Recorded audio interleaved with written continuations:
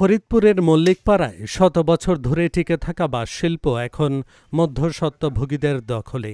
সরেজমিন অনুসন্ধানে দেখা গেছে, পাইকারদের একাধিক হাত বদলে কারিগররা সঠিক দাম না পেলেও বাজারে একই ঝুড়ি বিক্রি হচ্ছে প্রায় দ্বিগুণ দামে। সরকারি বিসিকের বিভিন্ন সুবিধা থাকলেও প্রচার ও যোগাযোগের অভাবে তা পৌঁছাচ্ছে না এই কারিগরদের কাছে।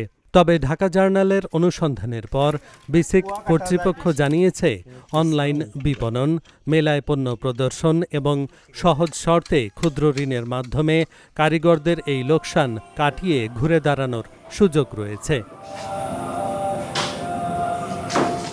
কারিগররা জানান, ঝুড়ি তৈরিতে ব্যবহৃত তল্লা বাঁশ কিনতে হচ্ছে ১২০ থেকে ১৫০ টাকায়।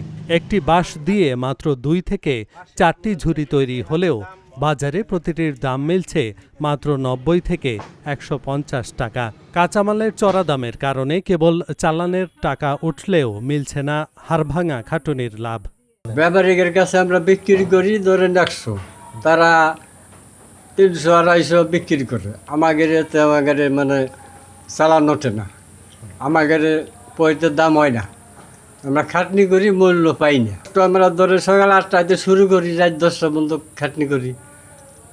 এগুলা খাটনি বাটনি করে ধরেন যে মূল্য আমাদের তা আমরা পাই না। আমরা এই বাঁশগুলো ক্রয় করি হলো হাটে থেকে, আর কিছু ব্যাপারীতে দিয়ে দেয় আমাদের বাড়ি পর।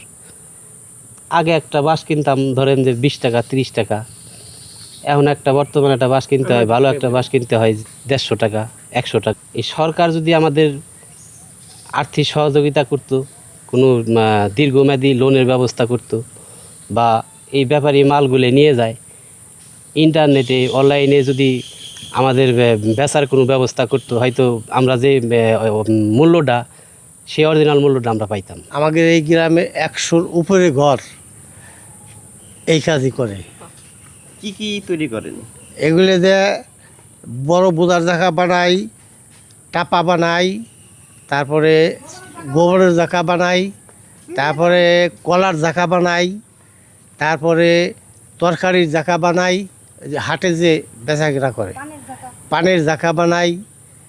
এগুলো দিয়ে আমরা বানায়া, তাও আমাদের পর্তায় আসে না। গ্রাম থেকে পাইকারের হাত ঘুরে খুচরা বাজারে পৌঁছাতে বাঁশের তৈরি পণ্যের দাম কয়েক গুণ বাড়লেও এর বড় অংশের লাভ পাচ্ছেন মধ্যস্বত্বভোগীরা। অন্যদিকে বিসিকের সহায়তা সম্পর্কে সচেতনতার অভাবে প্রাপ্য সুযোগ থেকেও বঞ্চিত হচ্ছেন কারিগররা। এইটা মনে করেন যে একজন বানাইতে যখন নাকি এই মালটা তৈরি হয়, এই জায়গাতে ধরেন আমি আমার বাড়ি এই গ্রামে, আমি এই জায়গাতে এই মালগুলো সংগ্রহ করি, টাকা পয়সা দিয়ে দাতন দিয়া, তারপরে এই মালগুলো নেই। এই জায়গাতে আরও ব্যাপারী আছে, পর্যায়ক্রমে মনে করেন যে ৩-৪ রকম ব্যাপারী মনে করেন যাইসা নিয়ে বিভিন্ন দেশে বিক্রি করে তারা।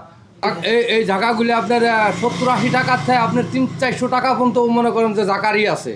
আমি এই জায়গাগুলো সংগ্রহ করে একটা জায়গা প্রতি ৫ টাকা ২ টাকা ১০ টাকা এইভাবে লাভ নিয়ে আমি ব্যাপারীদের কাছে সেল দিই। আমাদের এখানে ১০০ কুটির শিল্পর লোক আছে, ১০০ ঘরবাড়ি আছে, এরা সবাই এই কুটির শিল্পর কাজ করে।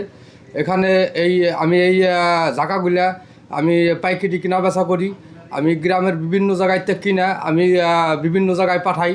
আপনার আমি এই মালগুলো আপনার কুয়াকাটা, তারপরে কানাইপুর, তারপরে আপনার ট্যাকেরহাট, এই সমস্ত জায়গায় বিক্রি করি।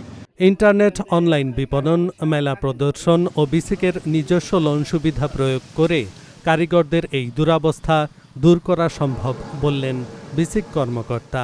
ক্ষুদ্র কুটির শিল্পের উন্নয়ন এবং সম্প্রসারণে বিসিক সবসময় সহযোগিতা করে থাকে।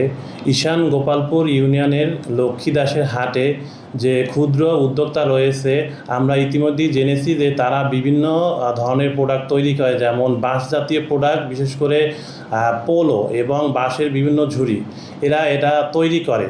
তো বিসিক যেটা করতে পারে তাদের জন্য আমাদের উদ্যোক্তা উন্নয়ন প্রশিক্ষণ আছে, এই প্রশিক্ষণ দিয়ে আমরা তাদেরকে সহযোগিতা করতে পারি। পাশাপাশি তারা যদি তাদের শিল্প উন্নয়ন কার্যক্রম আরও বৃদ্ধি করতে চায়, সেক্ষেত্রে আমরা বিসিক অফিস থেকে আর্থিক সহযোগিতা তাদের জন্য সরবরাহ করতে পারি। এক্ষেত্রে তারা যদি আমাদের কাছে আসে, আমরা অবশ্যই তাদের যেভাবে আর্থিক ঋণ প্রয়োজন হয় সেই অনুযায়ী আমরা তাদেরকে সহযোগিতা করতে পারবো। এছাড়া আমরা প্রত্যেক বছর বছর একটা করে মেলা আয়োজন করে থাকি, সেই মেলায়ও তারা তাদের পণ্য প্রদর্শন করতে পারবে। পাশাপাশি এখন আমাদের একটা অনলাইন মার্কেটিং ব্যবস্থা চালু হয়েছে। এই মার্কেটিং ব্যবস্থায় হচ্ছে তারা নিবন্ধন করে তারা তাদের পণ্য আপলোড করলে সেখান থেকে সারা বাংলাদেশে সরবরাহ করতে পারবে। মধ্যস্বত্বভোগীদের দৌরাত্ম্য থামিয়ে আধুনিক অনলাইন বিপণন সুবিধা এবং বিসিকের ঋণ ও মেলা প্রদর্শনের সঠিক ব্যবহারে ফরিদপুরের ঐতিহ্যবাহী এই বাঁশশিল্প আবারও ঘুরে দাঁড়াবে, এমনটাই প্রত্যাশা স্থানীয়দের। Dhaka journal news desk.